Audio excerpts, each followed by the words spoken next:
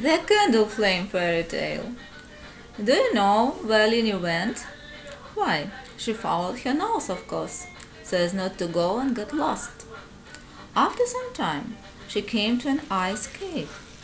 Inside were golden icicles, and in the middle a court.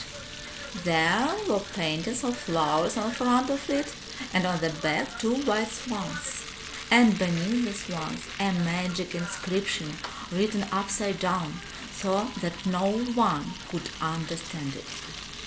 In the cot lay little Prince Rini. He was sleeping like a log. Little Rini pulled his nose, then his big toe, but Rini did not move, or so much as bat an eyelid.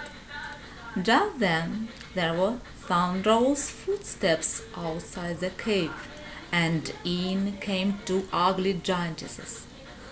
Lina just managed to hide behind an icicle in the time. The giantesses leaned over the cot and called out, "Swans, within whose cot he lies, think that sleep may leave his eyes."